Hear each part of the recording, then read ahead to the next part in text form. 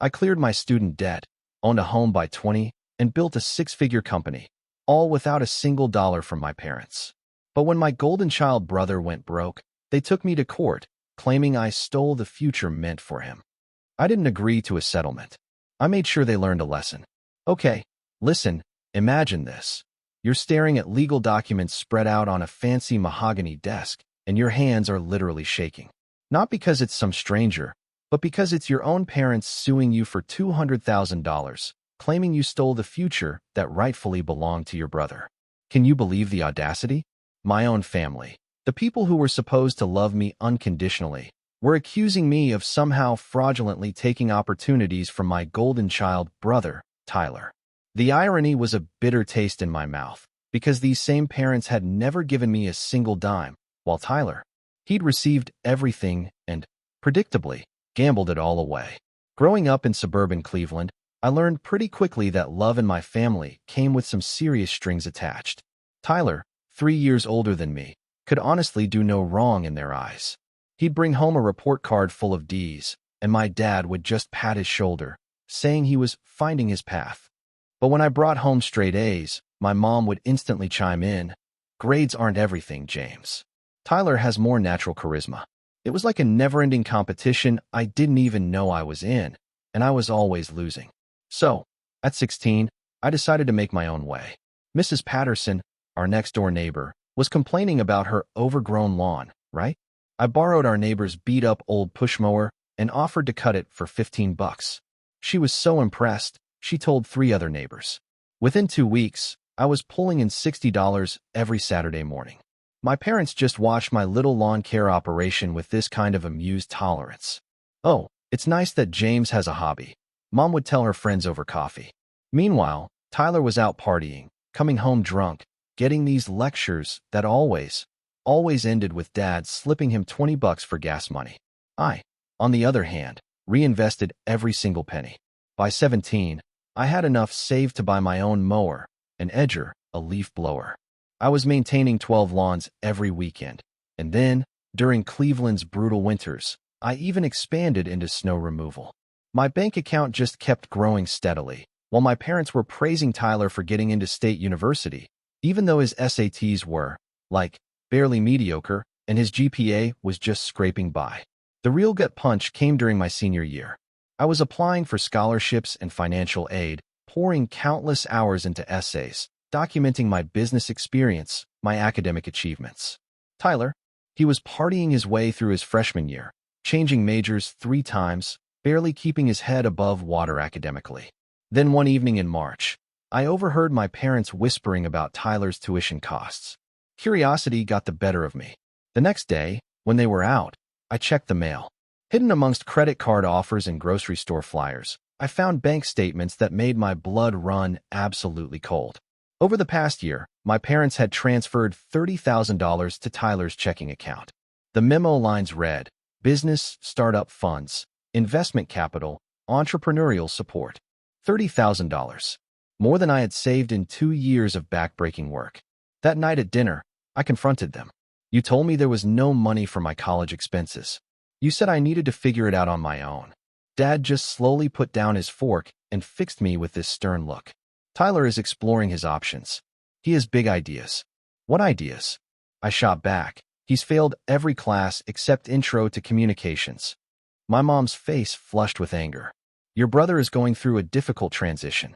He needs our support." "And I don't?" I asked, completely baffled. "You're different, James," she said, as if that explained everything. "You've always been self-sufficient. Tyler needs more guidance."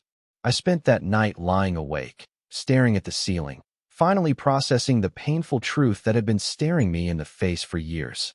My parents had written me off as the responsible one, the one who didn't need help, while pouring money and attention into Tyler's endless potential. They weren't investing in his future. They were enabling his failures. The next morning, I made a decision that would completely define the rest of my life. I packed my clothes, my business equipment, my savings into my beat-up Honda Civic, and I moved into a tiny studio apartment across town. My parents? They didn't even try to stop me. In fact, they seemed relieved. Now they could focus entirely on Tyler, without the uncomfortable reminder of what actual success looked like. My new apartment was maybe 400 square feet of stained carpet and leaky faucets, but it was mine. I had $4,000 in my checking account, a high school diploma, and a burning, absolute determination to prove that I didn't need anyone's help to succeed. Living alone at 18 was harder than I could have imagined. That kitchenette was basically a closet, and the bathroom? I could touch both walls while sitting on the toilet. The $600 rent seemed manageable until I factored in utilities, groceries, gas for my car. I was spending almost every dollar I earned just to survive. My lawn care business kept me afloat through the summer, but I knew it wasn't scalable. I couldn't mow lawns when it snowed, and I certainly couldn't build a future on seasonal work that was just destroying my body. I needed something that could grow beyond the limitations of physical labor. That's when I discovered digital marketing. A client mentioned his restaurant was struggling, despite amazing food. I offered to help him create a Facebook page, manage his online presence for $50 a month. Within 6 weeks, his weekend reservations had doubled. Word spread like wildfire through Cleveland's small business community. I spent my nights teaching myself everything: social media advertising, SEO, content creation. YouTube became my university. I watched tutorials until my eyes burned, took notes in cheap spiral notebooks, and practiced on my own experimental websites. While other kids my age were out partying, I was learning skills most business schools didn't even teach yet. By winter, I'd landed my first major contract, a local restaurant chain with 4 locations. The owner, Mr. Rodriguez, had been impressed with my work for his friend's pizza shop. He offered me $50,000 to completely overhaul their digital presence. $50,000. It was more money than I had ever seen in one place. I was 3 weeks into the project when Tyler showed up at my apartment, unannounced. I hadn't spoken to him or my parents since moving out 6 months earlier. He looked terrible. Bloodshot eyes, wrinkled clothes, the pale complexion of someone who spent too much time indoors drinking cheap beer. "James," he said, shifting awkwardly in my doorway, "can we talk?" Against my better judgment, I let him in. He looked around my sparse apartment with what seemed like genuine surprise. "This is where you've been living?" "It's temporary," I said defensively. "I heard about your business," he continued. "That's really cool, man. I'm proud of you." The words caught me completely off guard. Tyler had never expressed pride in anything I'd done. For a moment, I felt that familiar, stupid longing for family connection that I thought I had buried. We talked for 2 hours. He actually apologized for how our parents had treated me. He admitted he'd wasted the money they gave him on stupid investments and party expenses. He seemed genuinely interested in what I was doing, asking detailed questions about my marketing strategies, client relationships. For the first time in our lives, we were talking like equals. Before he left, I made a mistake that would nearly destroy everything I had built. I told him about the Rodriguez contract. I explained my strategy, showed him the proposal documents, even gave him access to my project management system so he could see how I organized client work. I thought I was finally connecting with my brother. 2 days later, Mr. Rodriguez called me in a panic. Someone had contacted him, claiming I was inexperienced, using questionable tactics. They provided incredibly detailed information about my project timeline, my pricing structure, my client list. They even knew about a minor delay I'd had waiting for graphic design approvals. "I'm sorry, James," Mr. Rodriguez said. "I can't take the risk. I'm canceling the contract." I felt like I'd been punched in the stomach. $50,000 vanished in a single phone call. Worse, I had already invested $12,000 in market research, content creation, advertising materials specifically for his restaurants. Money I didn't have. Money I had borrowed against the anticipated contract payment. I spent the next week trying to trace the source of that anonymous tip. My limited technical skills weren't enough, but I had strong suspicions. Tyler was the only person who knew the intimate details of my project. He was also the only person who would benefit from my failure. My suspicions were confirmed when I started finding fake negative reviews for my business across multiple platforms. The reviews all came from newly created accounts, and they all contained specific details that only Tyler knew about my work process. When I traced the IP addresses through a basic online tool, they all led back to the public library computer lab that Tyler frequented. My credit cards were maxed out. My rent was 3 weeks overdue. My car was making ominous grinding noises I couldn't afford to fix. I had $16 in my checking account, and no prospect of replacing the income one had lost. For the first time since moving out, I actually considered calling my parents and admitting defeat. Instead, I sold my television, my gaming console, every piece of furniture except my desk and mattress. I ate peanut butter sandwiches for every meal and walked to client meetings to save gas money. I was 20 years old, living in poverty, and completely alone. But I refused to give up. Rock bottom taught me lessons that prosperity never could. With no safety net, no family support, I learned to be resourceful in ways I had never imagined. I offered my services to small business owners in exchange for testimonials and referrals. I worked for free just to build a portfolio that could convince paying clients to take a chance on me. My breakthrough came from an unexpected source: social media management for local service businesses. While most marketing companies chased big corporate clients, I discovered that small business owners were desperately trying to figure out Facebook and Instagram, but had no idea how to use them effectively. I developed a simple but powerful system. For $300 a month, I would manage a business's entire social media presence: daily posts, customer interactions, targeted advertising, monthly analytics reports. My clients didn't need to understand the technology, they just needed to see results. And the results were immediate and impressive. A local plumber's customer calls increased by 40% within 2 months. A hair salon filled up their appointment book for the first time in 3 years. An auto repair shop started getting customers from 3 neighboring towns, not just their immediate area. Word spread through Cleveland's small business community like wildfire. Within 6 months, I had signed 15 clients. In a year, I was managing social media for 37 businesses and grossing $8,000 per month. I hired my first employee, Sarah, a recent college grad who understood social media trends better than most people twice her age.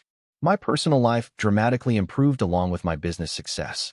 I moved into a better apartment, bought reliable clothes, and even started saving money for something I had never dared to imagine: buying a house. The house hunting felt surreal. Real estate agents were always surprised when a 20-year-old walked into their offices asking to see properties in good neighborhoods.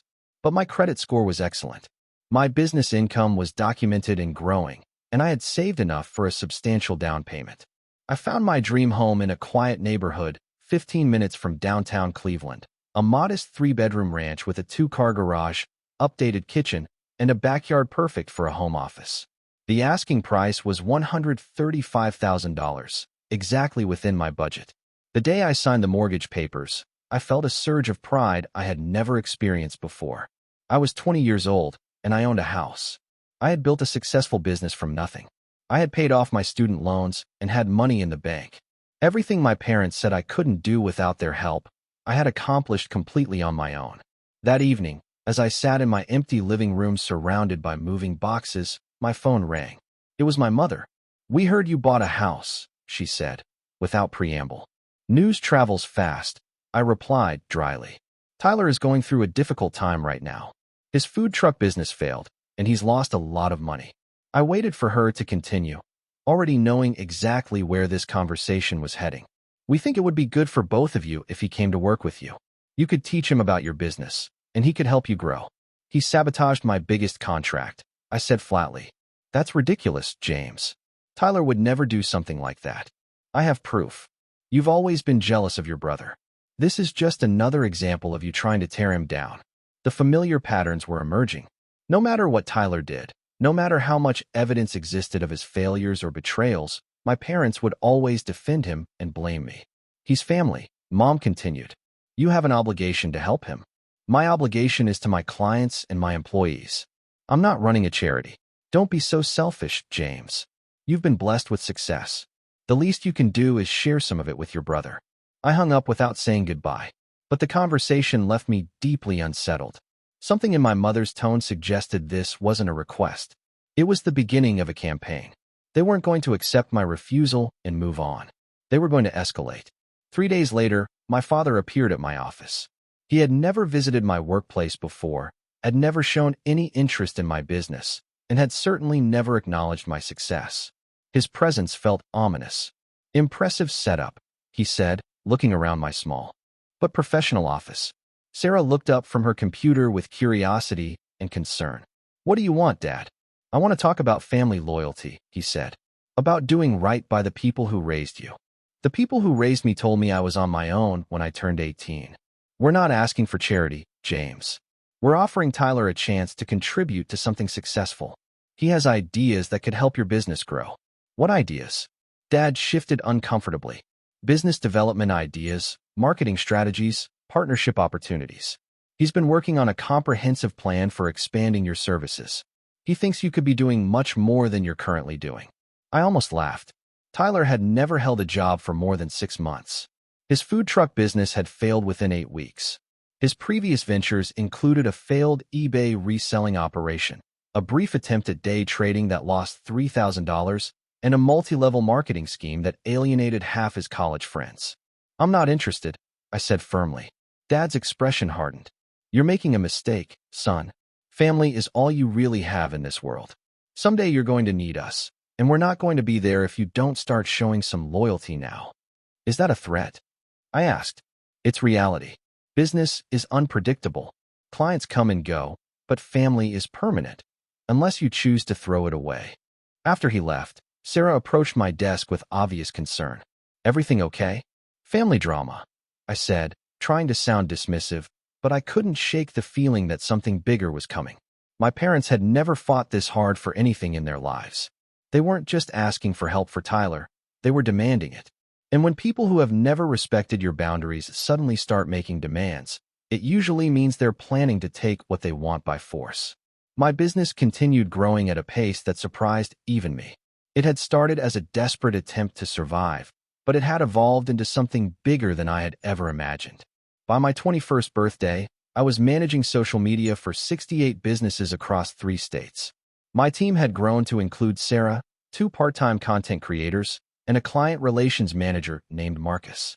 The success felt surreal. I was making more money than my parents had ever earned, managing a team of employees, and getting featured in local business publications. Cleveland's Chamber of Commerce invited me to speak at their Young Entrepreneurs panel. The local newspaper ran a profile piece about my journey from high school lawn care to digital marketing success. But success brought new challenges I hadn't anticipated. Managing multiple states required more sophisticated systems, better technology, and stronger legal protections. I incorporated my business as Rodriguez Digital Solutions LLC, established proper contracts with all clients, and hired an accountant to handle the increasingly complex financial requirements. The most significant milestone came when I decided to buy a larger house. My 3-bedroom ranch had served its purpose, but I needed space for a proper home office, storage for business equipment, and room to host client meetings. I found a beautiful 2-story colonial in one of Cleveland's most desirable neighborhoods, 4 bedrooms, 3 bathrooms, a finished basement, and a 2-car garage with workshop space. The mortgage application process was more complex this time. Banks wanted detailed business financial records, tax returns, and proof of consistent income. But my documentation was thorough, my credit score was excellent, and my business showed steady growth every quarter. I qualified for the loan easily. On the day I moved into my new house, I felt a deep sense of accomplishment that went far beyond material success. I had proven to myself that I could build something meaningful without anyone's help. Every room represented hours of work. Every piece of furniture was purchased with money I had earned myself. But my family situation was deteriorating rapidly. Tyler's latest venture, an ambitious food truck concept called Fusion Street Eats, had been a spectacular failure. He had borrowed $40,000 from my parents to buy and outfit a used truck, develop a menu, and secure permits. The business lasted exactly 6 weeks before health department violations, unpaid vendor bills, and Tyler's complete lack of business discipline forced it to close. My parents were devastated. $40,000 represented a significant portion of their retirement savings. Dad had taken a second mortgage on their house to help fund Tyler's dream. Mom had borrowed against her life insurance policy. They were both nearing retirement age with insufficient savings and mounting debt. Instead of holding Tyler accountable for the financial disaster, they began focusing their anger on me. Phone calls became increasingly hostile. They accused me of being selfish for not helping Tyler when his business was struggling. They questioned why I deserved success when Tyler, who they claimed was more naturally gifted, continued to fail. The situation reached a breaking point when Tyler attempted to steal my business identity. I discovered the fraud by accident when a potential client mentioned that someone had already contacted them using my company name and offering services at rates far below my standard pricing. Further investigation revealed that Tyler had created fake business cards, a fraudulent website, and social media profiles using my company name. He was scheduling meetings with my potential clients, offering cut-rate services, and taking deposits for work he had no intention or ability to complete. When clients tried to follow up, they couldn't reach him, which, of course, absolutely destroyed my business reputation. The identity theft went deeper than I initially realized. Tyler had used my personal information to open business credit cards, apply for small business loans, and even sign office lease agreements. He had been systematically stealing my identity for months, using his access to family information and his knowledge of my business operations to convince lenders and clients that he was authorized to act on my behalf. I discovered the full extent of the fraud when my accountant called to ask about several $1,000s in business expenses that didn't match my records. Tyler had been charging business purchases to credit cards opened in my company's name. Equipment rentals, marketing materials, even personal expenses like restaurant meals and clothing. When I confronted my parents about Tyler's criminal behavior, they defended him with the same illogical loyalty they had always shown. "He's desperate," Mom explained, as if desperation justified fraud. "He's just trying to build something, like you did." "He's stealing from me," I yelled. "He's your brother. You should be helping him, not making his life harder." "I'm not making his life harder. He's doing that all by himself." My father intervened with a tone I had never heard before.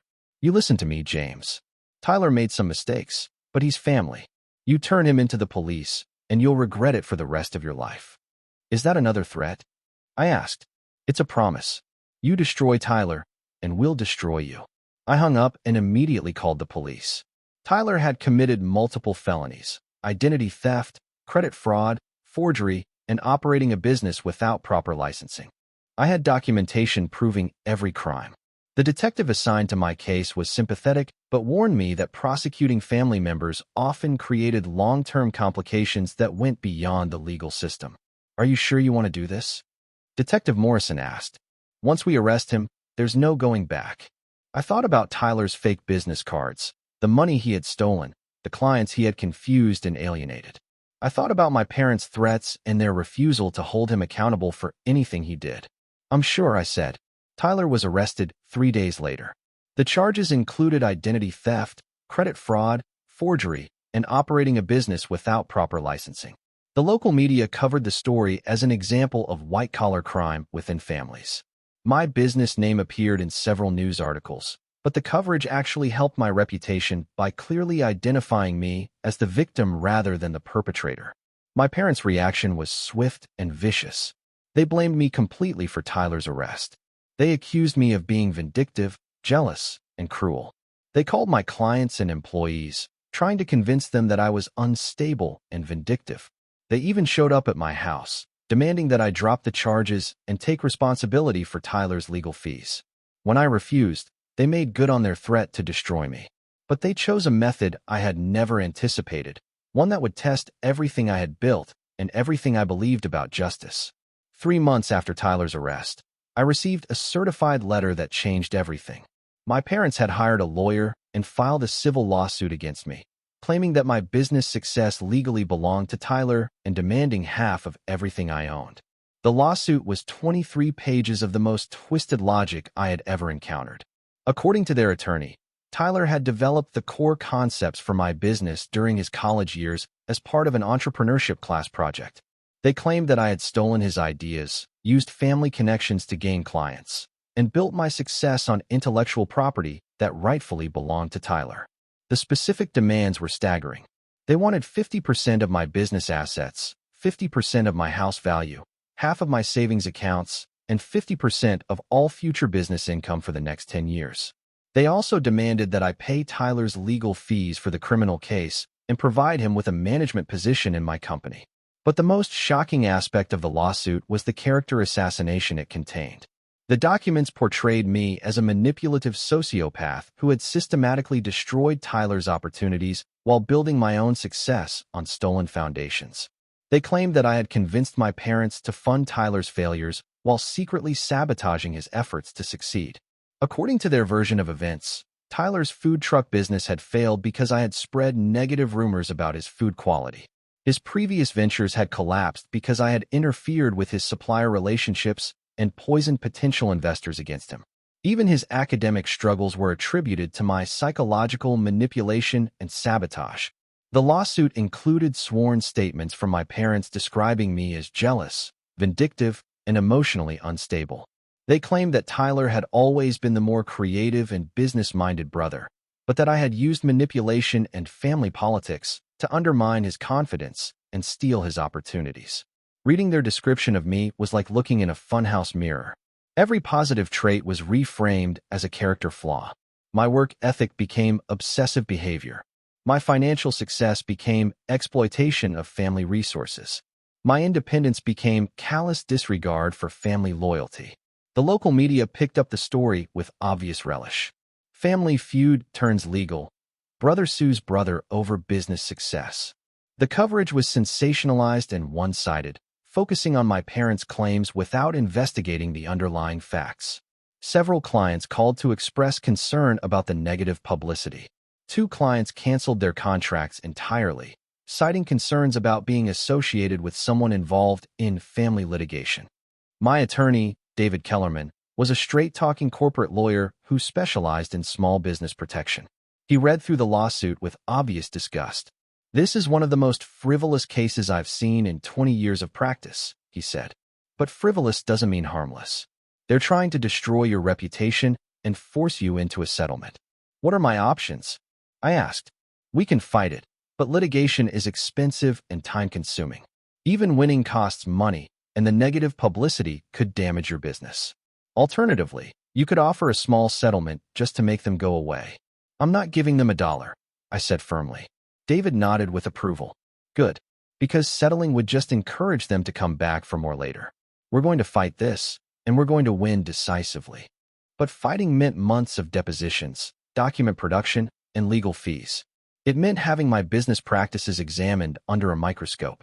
It meant defending myself against accusations that were designed to be impossible to completely disprove. The stress was overwhelming. I was 22 years old, running a growing business, managing employees who depended on me for their livelihoods, and defending myself against a lawsuit filed by my own parents. I wasn't sleeping well. I was losing weight. I found myself questioning decisions that I had made with complete confidence just months earlier. The worst part was the isolation. Friends and extended family members didn't know how to respond to the situation. Some thought I should settle just to preserve family relationships. Others thought my parents were completely unreasonable, but didn't want to get involved. I felt like I was fighting the battle completely alone. My business started showing signs of strain. I was distracted during client meetings. I was making minor errors in campaign management that I had never made before. Sarah and Marcus were covering for me as much as possible, but they couldn't hide the fact that the lawsuit was affecting my performance. 2 months into the litigation process, my parents escalated their tactics. They began contacting my clients directly, suggesting that my business practices were unethical and that I was using their lawsuit to generate sympathy and avoid accountability for professional mistakes. They created fake online reviews for my business, posted negative comments on my social media pages, and even showed up at networking events to spread rumors about my character. The harassment campaign was systematic and relentless. They were trying to destroy my business by undermining client confidence and damaging my professional reputation. Every lie they told contained just enough truth to seem plausible. Every accusation was designed to plant seeds of doubt that would be difficult to completely dispel. For the first time since starting my business, I began to question whether success was worth this kind of personal cost. Maybe I should have just given Tyler a job when they first asked. Maybe I should have settled the lawsuit and accepted the financial loss. Maybe trying to hold my family accountable for their actions was more trouble than it was worth. But then I remembered something Tyler had said during one of our few honest conversations. He had admitted that he had never actually wanted to work in marketing or digital media. He had told me that business ownership seemed like too much stress and responsibility. He had confessed that he preferred the idea of being successful without having to do the actual work that success required. My parents weren't fighting for Tyler's right to succeed. They were fighting for his right to benefit from my success without contributing anything to it. They wanted me to subsidize his failures and share my achievements with someone who had actively tried to sabotage them. That realization gave me the clarity I needed to fight back with everything I had. This wasn't just about money or business ownership. It was about whether people could steal what others had built through lies, manipulation, and legal harassment. It was about whether family relationships gave anyone the right to destroy another person's life and livelihood. I decided to stop playing defense and start playing offense. If my parents wanted a war, I would give them one they would never forget. My legal team's investigation into my parents' claims revealed layers of deception that went far beyond what I had imagined. David Kellerman hired a private investigator, a former police detective named Carol Martinez, who specialized in family fraud cases. What she discovered completely destroyed my parents' credibility and revealed the true scope of their dishonesty. Tyler's supposed business plan that formed the foundation of their lawsuit was a complete fabrication. Carol traced the document to a business school template that had been available online for over 5 years. Tyler had literally copied and pasted sections from a generic marketing strategy guide, changing only the company names and contact information. The original ideas that I had allegedly stolen were actually standard industry practices that any first-year business student would recognize. But the document fraud was just the beginning. Carol's investigation revealed that my parents had perjured themselves in multiple sworn statements. They claimed that Tyler had never received financial support from them, but bank records showed over $100,000 in transfers over 3 years. They swore that Tyler's businesses had failed due to my interference, but business registration records showed that most of his ventures had never been properly licensed or legally established. The most damaging discovery was a series of recorded phone conversations that revealed the true motivation behind the lawsuit. Pennsylvania is a one-party consent state, which meant that I could legally record phone calls as long as I was a participant. David had advised me to document all interactions with my parents once the litigation began. In one conversation, my mother explicitly admitted that they were suing me because they needed money to replace what Tyler had lost. James has more than he needs. He should be helping his family instead of hoarding everything for himself. In another call, my father discussed strategy with Tyler, talking about how to pressure James into settling and make him pay for what he's put this family through. Most shocking was a conversation where Tyler and my father discussed my identity theft case. Tyler complained that I had overreacted to his borrowing my business name, and my father suggested that the criminal charges were evidence of my vindictive personality that could be used in the civil lawsuit. The recordings prove that the lawsuit was never about protecting Tyler's intellectual property rights. It was a coordinated attempt to extort money from me by using the legal system as a weapon. They had filed false claims, submitted fabricated evidence, and committed perjury in sworn statements. We filed a comprehensive countersuit that included claims for defamation, intentional infliction of emotional distress, malicious prosecution, and abuse of process. We demanded compensation for my legal fees, damages for lost business income, and punitive damages for their fraudulent conduct. But David's most brilliant strategy was requesting sanctions against my parents' attorney for filing a frivolous lawsuit. Personal sanctions could result in the lawyer being fined, reprimanded, or even losing their license to practice law. Most attorneys are extremely careful to avoid sanctions, which meant that our request would force their lawyer to either abandon the case or risk serious professional consequences. The turning point came during Tyler's deposition. Under oath and facing potential perjury charges, he broke down completely. He admitted that he had never developed any original business ideas. He confessed that he had been jealous of my success and tried to sabotage my business relationships. He acknowledged that the identity theft was intentional and calculated, not a desperate mistake as my parents had claimed. Most importantly, Tyler admitted that he had never wanted to be a business owner. "I just wanted the money without having to do all the work," he said. "James makes it look easy, but I don't want to work 80-hour weeks and deal with employees and clients and all that stress. I just thought he should share some of what he made with family." Tyler's honesty was devastating to my parents' case, but it was also oddly liberating. For the first time in our lives, he was telling the complete truth about our relationship and his motivations. He wasn't a victim of my success. He was someone who wanted the benefits of achievement without the effort required to earn them. My parents' attorney withdrew from the case 2 weeks after Tyler's deposition. Professional legal ethics prevented him from continuing to represent clients who had clearly lied to him and submitted false evidence to the court.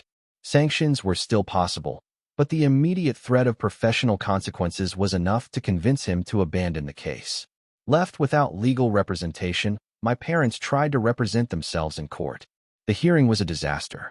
Judge Patricia Williams had clearly read all the evidence and was not impressed with their arguments.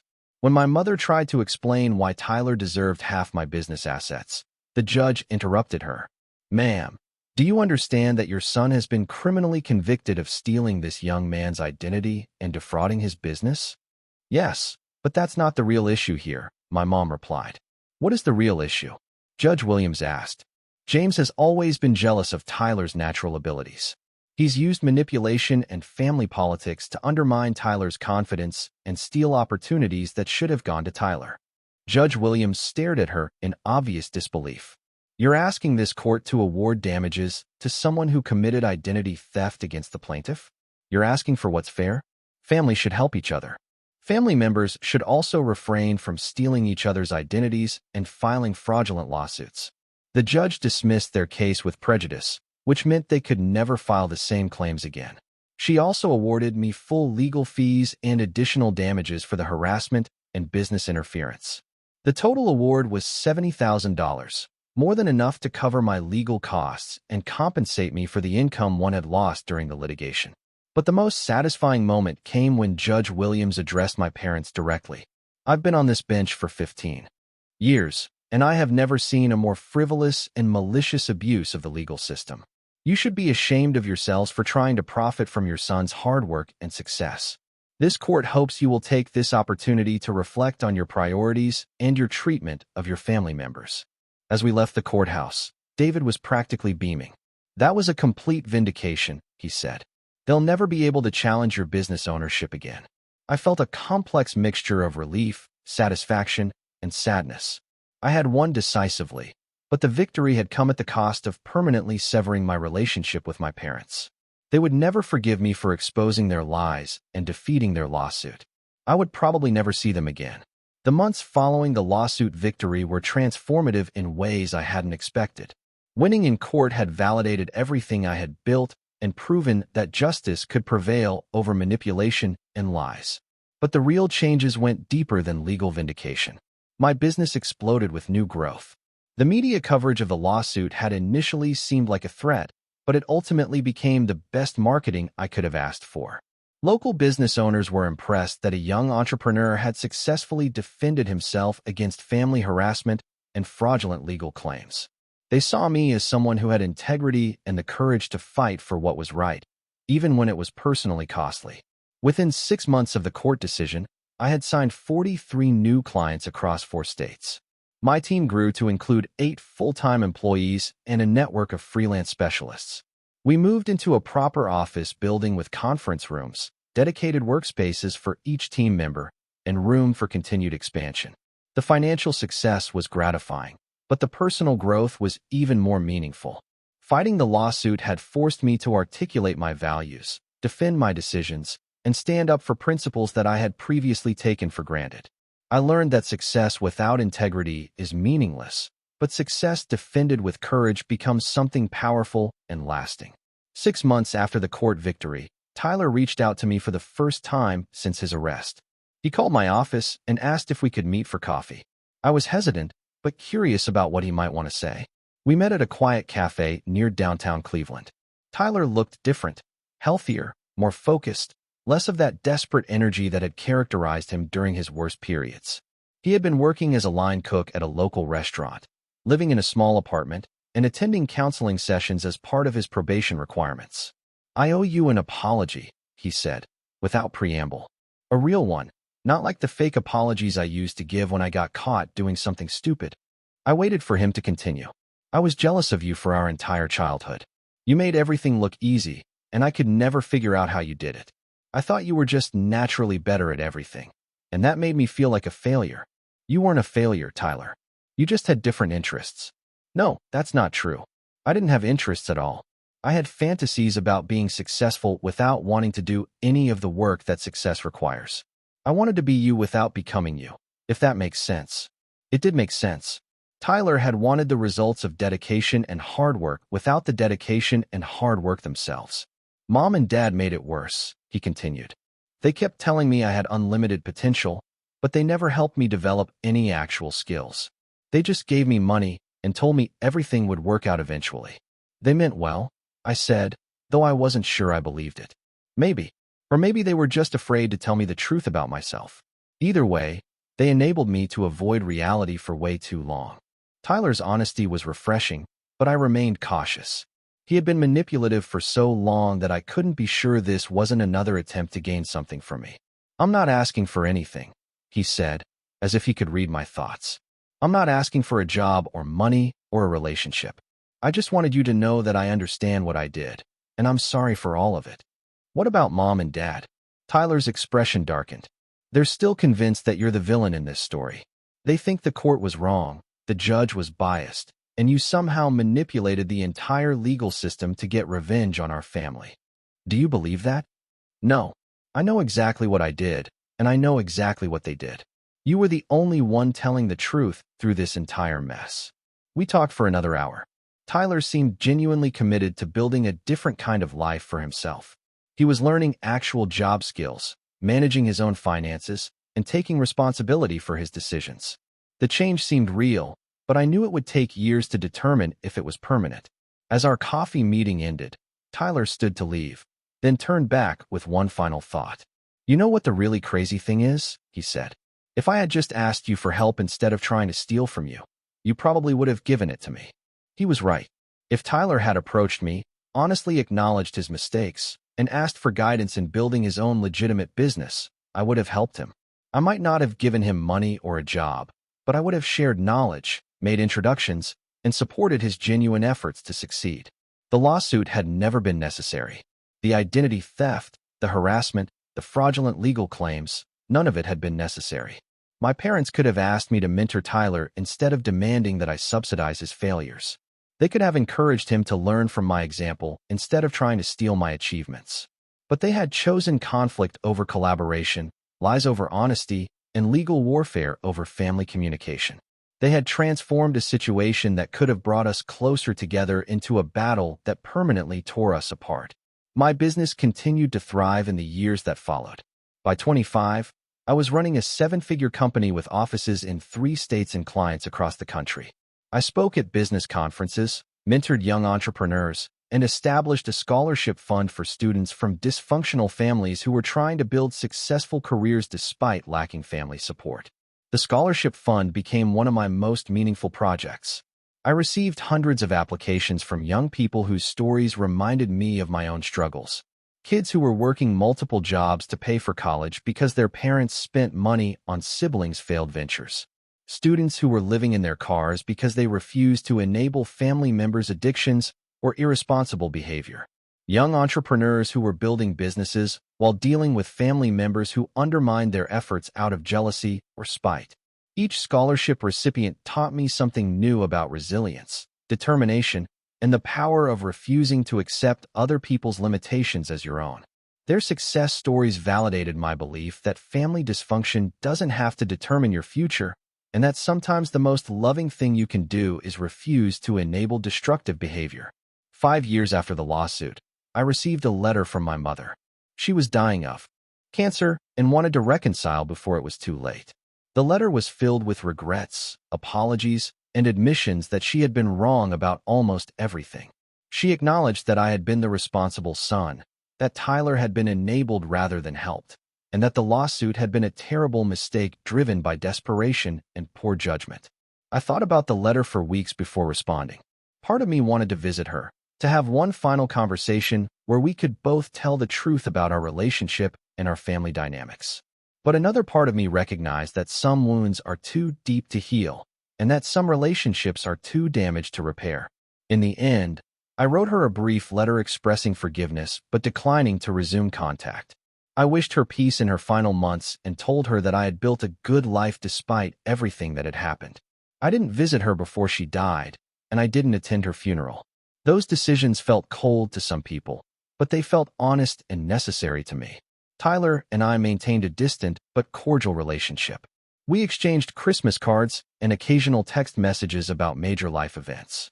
He eventually married a woman who helped him stay accountable for his choices and supported his genuine efforts to build a stable life. He never became wealthy or professionally successful in a dramatic way, but he learned to support himself honestly and treat other people with respect. For Tyler, that represented genuine growth and achievement. My father lived for 3 more years after my mother's death. He never apologized or acknowledged his role in the family conflict. He died believing that I had been vindictive and cruel for refusing to support Tyler's schemes and defend myself against their lawsuit. I felt sad about his death, but not guilty about the choices I had made. Looking back on everything that happened, I learned that success means more than financial achievement or professional recognition. Real success means building something meaningful while maintaining your integrity. It means refusing to let other people's dysfunction determine your future. It means having the courage to defend what you've built against people who want to tear it down out of jealousy, entitlement, or spite. Most importantly, I learned that you can't force people to respect your boundaries, but you can make it extremely expensive for them to violate those boundaries. Sometimes, the most loving thing you can do for family members is refuse to enable their worst impulses and hold them accountable for their choices.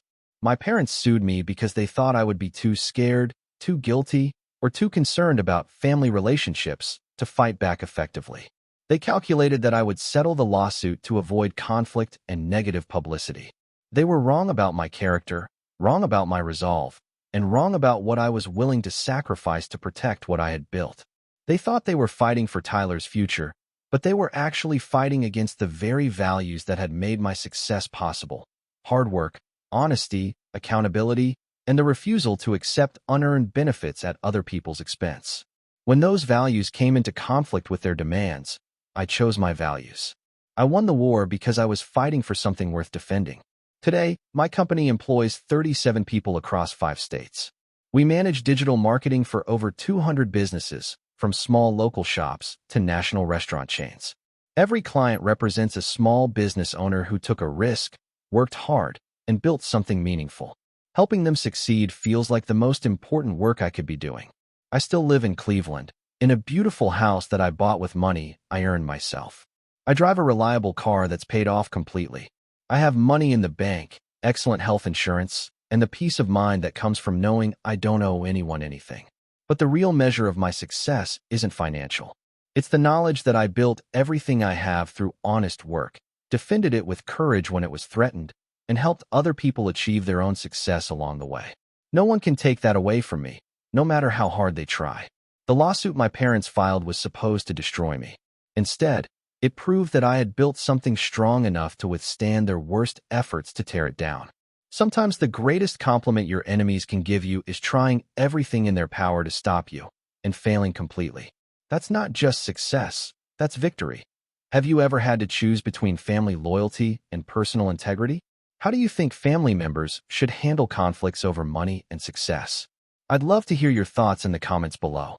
If this story resonated with you, please hit the like button, subscribe to stay updated on my latest content, and share this video with anyone who might benefit from hearing about the importance of standing up for yourself, even when it's difficult. Thank you for listening to my story, and I hope it helps you navigate your own challenges with courage and clarity. Remember, you have the power to build the life you deserve, regardless of who believes in you or supports your dreams.